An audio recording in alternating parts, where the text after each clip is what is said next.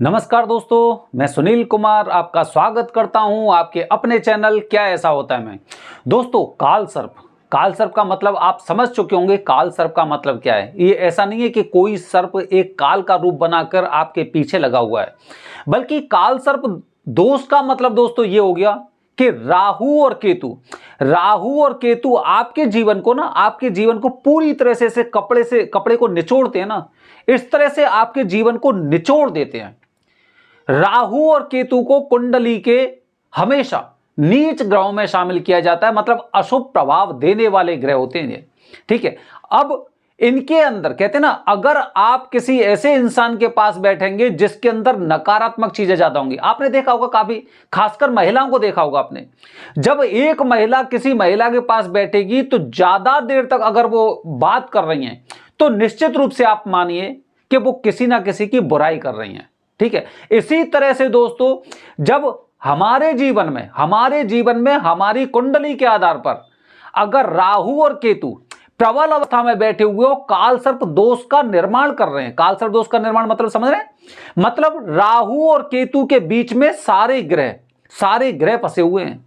अब जब एक इधर से चौकीदार है, दूसरा इधर से चौकीदार है, जो एक बहुत अच्छी बंदूक लेकर बैठा हुआ है, तो घर में से कोई इंसान बाहर नहीं निकलेगा, चाहे भले ही वो आपका समर्थक हो, लेकिन बाहर नहीं निकलेगा क्योंकि उसे भी खतरा लगा हुआ है।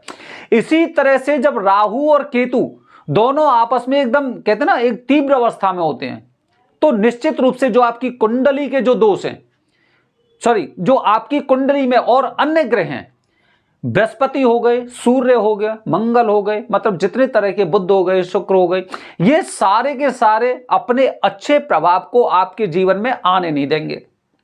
अब आने नहीं देंगे तो इसका मतलब क्या हुआ? आपकी जिंदगी पूरी तरह से ऐसी हो गई, कसम हो गई कि आप ये सोचते हैं कि मैं जिस कार्य को करने का प्रयास करता हूं वही कार्य असफल क्यों हो जाता है। तो दोस्तों, काल सर्प दोष, इसी को कहते हैं काल सर्प दोष। हमारे जीवन में हर इंसान के साथ कुछ अलग अलग परिस्थितियां होती हैं, लेकिन कुल मिलाकर जो मैंने आपको एक उदाहरण दिया कि अगर एक घर के दो दरवाजे हैं और उस घर के एक तरफ एक राहु बैठे हो, दूसरी तरफ केतु बैठे हो अपने पूरे एकदम शक्ति के साथ, और अंदर का जो रूम है उसमें सारे ग्रह मौजूद हैं, तो कोई बाहर नहीं निकलेंगे, चाहे भले ही वो आपके कहते हैं ना कि आपकी कुंडली में उनकी अच्छी स्थिति हो, लेकिन वो प्रभाव उतना ही दिखा पाएंगे कि आपके प्रति उनके थोड़ी सी ना कहते हैं एक सिंपैथी होगी। तो काल सर्प दोष, अब काल सर्प दोष के लिए दोस्तों, जैसे कि हम हमेशा बात करते हैं त्र्यंबकेश्वर जो सर्वोत्तम स्थान होता है, इसे आगे ही बताऊंगा मैं, या फिर अगर हम शांति की बात करते हैं तो उज्जैन में। हालांकि अगर मैं आपसे बात करूं कि एक पूजा त्र्यंबकेश्वर क्षेत्र की वजह से वहां पर सर्वश्रेष्ठ बताई जाती है, क्योंकि वहां पर कुछ ऐसी चीजें हैं जो धर्म के अनुसार, शास्त्रों के अनुसार बताया गया है कि काल सर्प दोष, राहु केतु की मुक्ति के लिए सर्वोत्तम स्थान है, जो अपने नकारात्मक प्रभाव है उसको खत्म करने के लिए। या फिर हम क्या करते हैं, हम ये कहते हैं कि भाई हमें पूजा घर पे नहीं करानी, गुरुजी के घर पे नहीं करानी, हमें पूजा मंदिर में करानी है, तो वो लोग उज्जैन चले जाते हैं। खासकर मैं लोगों को सलाह देता हूं कि अगर आप अकेले में और प्राइवेट पूजा करना चाहते हैं तो निश्चित रूप से सर्वश्रेष्ठ स्थान आपके लिए त्र्यंबकेश्वर है, लेकिन अगर आप ग्रुप में पूजा त्र्यंबकेश्वर में करवाना चाह रहे हैं तो निश्चित रूप से आपको पूजा उज्जैन में करनी चाहिए। अब दोस्तों, ये दो स्थान थे, अभी मैं तीसरे स्थान होकर आया जिसका नाम है श्रीकालाहस्ती। श्रीकालाहस्ती में बताया जाता है भगवान शिव वायु रूप में साक्षात रूप से मौजूद है, साक्षात रूप से, और बताया जाता है कि अगर आप जगह जगह काल सर्प दोष की पूजा कर चुके हैं, जगह जगह कर चुके हैं, लेकिन आपके जीवन में कोई अच्छा बदलाव नहीं आ रहा है, आप प्रयास कर रहे हैं कि मैं अपने जीवन में कुछ करना चाहता हूं, हालांकि आपने जो पूजा कराई उसका निश्चित रूप से आपको फल अवश्य मिला होगा, लेकिन काफी लोगों के साथ जब हम देखते हैं तो वो बताते हैं कि फल मेरा 6 महीने तक रहा, या फल मेरा 1 साल तक रहा, उसके पश्चात मैं दोबारा परेशान हो रहा हूं, मुझे ऐसा लग रहा है कि पुराने दिन दोबारा से शुरू होने वाले हैं या हो रहे हैं। तो दोस्तों, एक स्थान जो श्रीकालाहस्ती के नाम से है, बताया जाता है कि यहां पर राहु केतु की पूजा होती है। कालसर्प दोष की पूजा का यहां पर अलग विधान है। अच्छा, इसमें अंतर भी मैं आपको बताऊंगा, अंतर भी काफी है। जो पूजा आप त्र्यंबकेश्वर में या उज्जैन में पूजा करते हैं ना, यहां पर भी काफी अंतर है।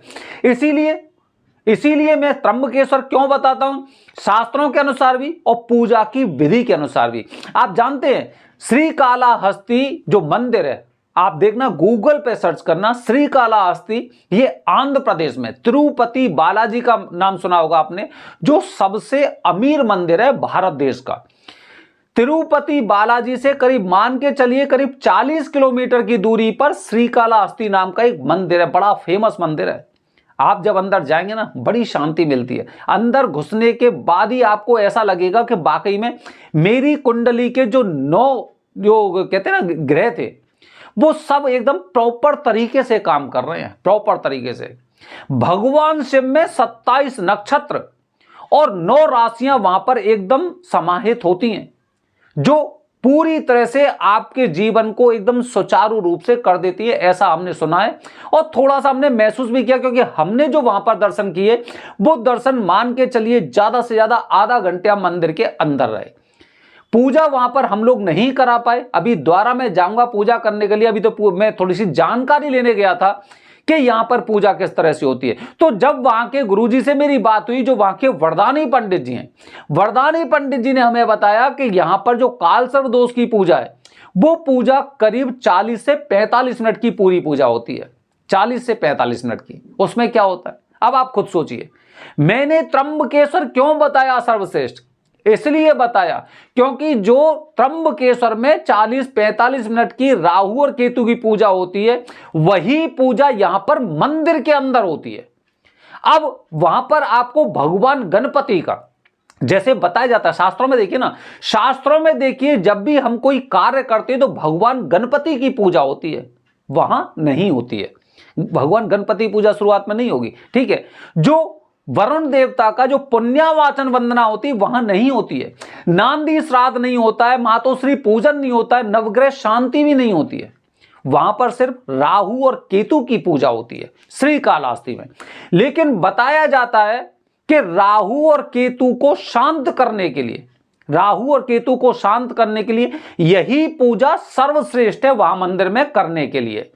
तो दोस्तों, जब भी हम परेशान होते, देखिए हम जब किसी एक डॉक्टर से ट्रीटमेंट लेते हैं, अगर हमें किसी एक डॉक्टर का ट्रीटमेंट अगर हमें शूट नहीं कर रहा है, दवाई लेता जा रहा हूं, हालांकि बहुत अच्छा डॉक्टर है लेकिन वो दवाई काम नहीं कर रही मुझे, तो उसके पश्चात हमारे दिमाग की जो सोचने की क्षमता है उसके अनुसार हमें डॉक्टर बदल लेना चाहिए। हम दूसरी जगह गए, दूसरी जगह अगर हमें फायदा नहीं हुआ तो निश्चित रूप से हमें तीसरी जगह जाना चाहिए। क्योंकि अगर हमें कोई चीज फायदा नहीं कर रही है और उसी से हम ट्रीटमेंट लेते अगर कंटिन्यू कर रहे हैं, तो निश्चित रूप से मानिए कि हमारा जीवन इस दुनिया में ज्यादा दिन का नहीं रहा है। इसी तरह से अगर आप अपने कालसर्प दोष से, या तो आपने कालसर्प दोष की कहते ना विधि विधान से पूजा नहीं करवाई है, और अगर आपने विधि विधान से पूजा करवाई है और उसके पश्चात भी अगर आपको ऐसा लगता है कि फायदा तो मिला लेकिन उस हिसाब का फायदा नहीं मिला, फायदा तो मिला लेकिन 6 महीने तक मैं बहुत अच्छा रहा, फायदा तो मिला लेकिन साल भर बाद मेरे साथ ऐसी स्थिति हो गई, फायदा तो मिला लेकिन मैं नियमों का पालन नहीं कर पाया, तो आपको श्रीकालाहस्ती में एक बार अवश्य जाना चाहिए, अवश्य जाना चाहिए। एक आप भी प्रैक्टिकल करिए, जिस तरह से हम लोग घूमते रहते हैं, हम लोग जाते हैं वहां पर चीजों को समझने का प्रयास करते हैं। और देखिए, हमारा भी प्रयास यही है कि अगर कहीं पर किसी इंसान को भी अगर कहते ना अगर उन्हें कहीं पर संतुष्टि मिल रही है या फिर उनके दिन जो परिस्थितियां सी वो परिस्थितियां बदलने वाली हैं या बदली जा रही हैं, तो हम भी आपको अपने वीडियो के माध्यम से यही सलाह देते हैं कि आपको वहां पे जाना चाहिए। देखिए, इंसान के ऊपर फर्क पड़ता है, उसकी पॉजिटिव और नेगेटिव एनर्जी के ऊपर निर्भर करता है, उसकी दिनचर्या के ऊपर निर्भर करता है, उसकी कुंडली के ऊपर काफी चीजें निर्भर करती हैं। हो सकता है आपके घर का वास्तु भी खराब हो, तो इसीलिए दोस्तों काफी चीजें मिलकर ना हमारी सोच को निर्धारित करती हैं, और उस सोच के अनुसार ही किस पूजा का फल हमें मिलने वाला है वो भी निर्धारित करती हैं सारी चीजें। तो अगर आपको इन सब चीजों से फायदा नहीं मिला है तो निश्चित रूप से आपको श्रीकालाहस्ती में पूजा के लिए जाना चाहिए। आने वाली वीडियो में बताने जा रहा हूं आपको श्रीकालाहस्ती में पूजा किस तरह से होती है, कब होती है और उसमें दक्षिणा कितनी होती है। बने रहिए हमारे चैनल के साथ दोस्तों। हर हर महादेव।